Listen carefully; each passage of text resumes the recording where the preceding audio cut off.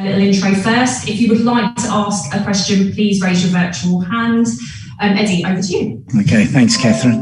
Well, thanks for joining us today, guys. Exciting day, new squad. We've got obviously 12 players in the Lions squad. There are a number of other senior players who we've decided to give a rest to, given the seasons we've had, back-to-back seasons with no real proper pre-season. So this is an opportunity for some of the senior guys to rest, recover, build their bodies back up for the run into the World Cup. But today's about today. There's a number of opportunities for good young players, and we want to see how much they can develop. They've got the opportunity now. We're excited about working with this group of young players and see where they can go in their own individual career and take England to the level we want to be at. So very happy to entertain any questions now, guys. Thanks, Eddie. Duncan, we'll come to you first, please. Oh, Duncan, you're on mute. Hi, Eddie. Of the 21 uncapped players you've selected, is there one or two in particular who excite you at this stage? It's like a 21st birthday party, mate. They're all exciting. And we want to see what they got, mate. You come into an England camp and you've got to adapt quickly because it's a different situation in your club. And the test is the ability to adapt quickly and then play to their strengths. They've all got strengths, and that's why they've been selected in the squad. So all 21 have got a great opportunity. We'll be watching them closely in terms of the way they prepare for training, the way they train, the way they go about business with other players. And it's their opportunity to put their foot forward. So how do guys like George Ford and Jonny May take the decision to rest them for the summer? Oh, no, they're very understanding. They know that they've had a particularly difficult period of time and they need to rest and recuperate. They need to get their bodies back to good condition. They're all carrying, either an injury of some sort that they need to properly rehab. So it's a great opportunity for them. Sure. Did you have a captain in mind at this stage for the summer series? Yeah, 100%, mate. You willing to share that? Or? Well, at the appropriate time, we will. Okay, thanks, Eddie. Thanks, Duncan. Will McPherson will come to you, please. Hi, Eddie. Bit of a random one. It's slightly off topic, but John Mitchell's son, Daryl, is playing against England at Edgbaston today. I just wondered whether John was going to get the chance to come up here this week and see him play, probably for the first time, give him a role he's had with England for the last couple of years.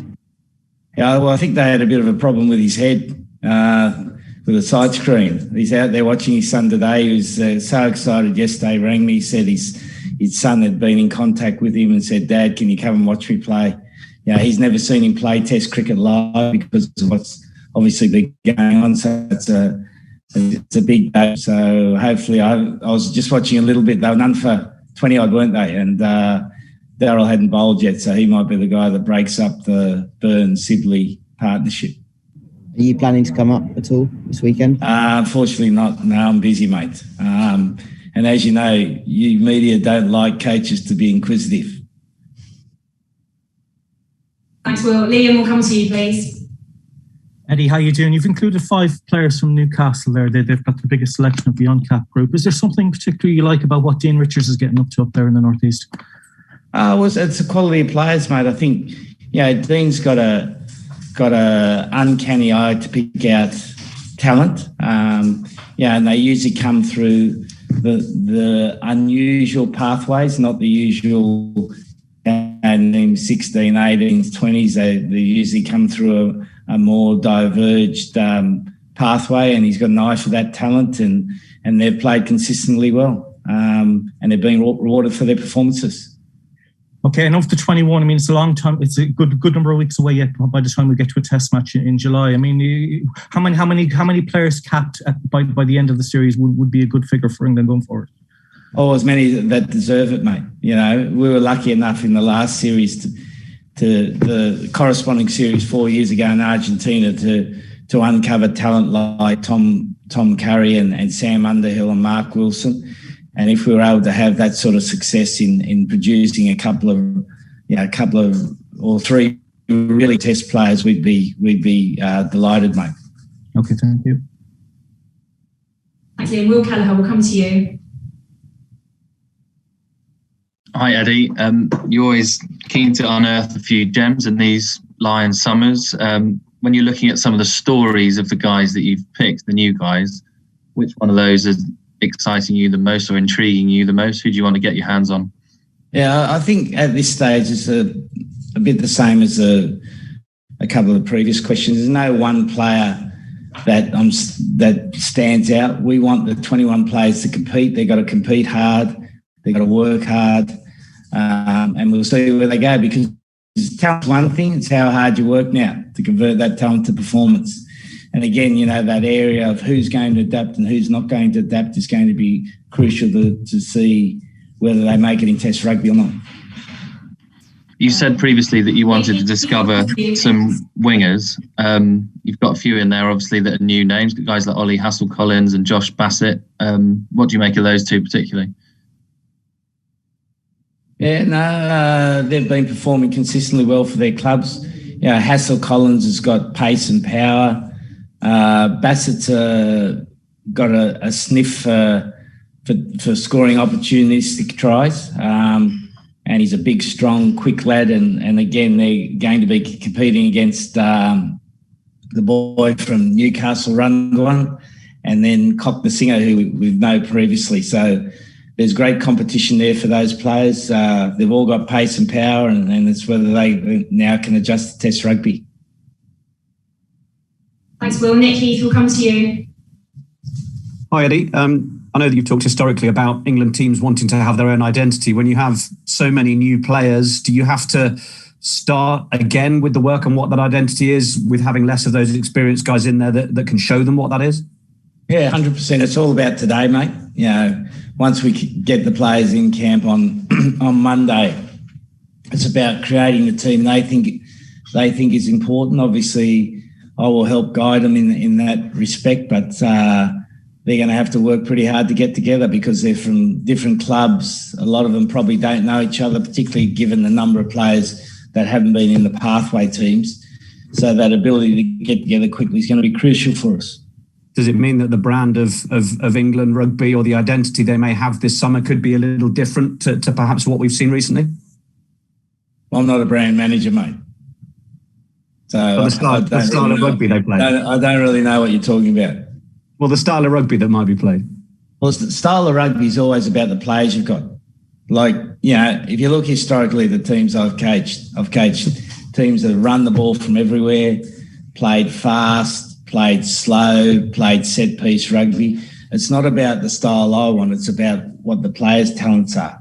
My job is to put the players' talent into a cohesive team. So how we play the game will be dependent on the talents of the players. Obviously, there are certain things that are non-negotiable at Test level, such as the quality of your set piece and the quality of your defence. But then from that, how we use the ball and how we score will be dependent on the skills of the players. So that's why it's such an exciting time for us, because it's an opportunity for us as almost like a new team to create something that we want to create. I've obviously got ideas, mate, but at the end of the day, the players dictate how you play on the field. Thank you. Thanks, Nick. We've got time for a couple of quick questions. So Matt, we'll come to you first, and then we'll finish with Robert Bridge. Thanks. Thanks very much. Eddie, just one from me. It's been a while since a London Irish player has been called up, let alone three. Is this indicative of the work that Declan Kidney and co have been doing there, developing youth? Yeah, no, they've been doing well, mate. They've got a nice balance between some seriously seasoned international players and some young talent coming through. But I think London Irish has always been known as a club to produce talent. It's just so happened that most of them leave relatively quickly, and this time they've managed to hold on to some of their talent, and there's some good players there. The young lock, we've been looking at him for a while, Munga. He's got something about him. I know he's been in the pathway teams, but he's a big, strong, athletic, physical type player. So he's an interesting prospect for us. Awesome. Thanks very much. And Robert, we'll finish with you. Thank you. Yeah, hi Eddie. Leicester Tigers got 6 players in the squad, second most represented club. Just wondered what your take is on them, how pleasing it's been to see their resurgence this season and what's impressed you with them. Yeah, well, I think, Leicester's such an important club for England, isn't it? Historically, they've been at the base of most of the successful England sides, and they went through a difficult period. And now Steve's there. Steve Borthwick is doing an outstanding job and bringing good young talent through. You look at the young guys that are coming out of the Tigers, Hayes, Kelly, Stewart, they're all about the same age.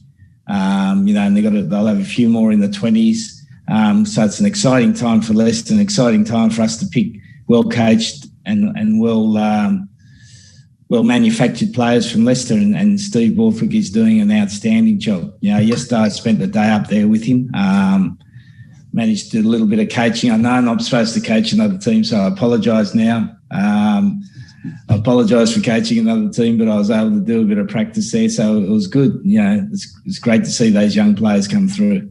Just quickly, on the back of that, George Ford, does he fall into the rested player or is he unavailable due to injury? He's rested, mate. He has got a nagging calf injury that he's carried all season that he's battled his way through. So the best thing for him now is to have a good recovery period and then get his body ready for the next period of time. Thanks for your time, Eddie. Thanks, everyone. We'll end the live section there.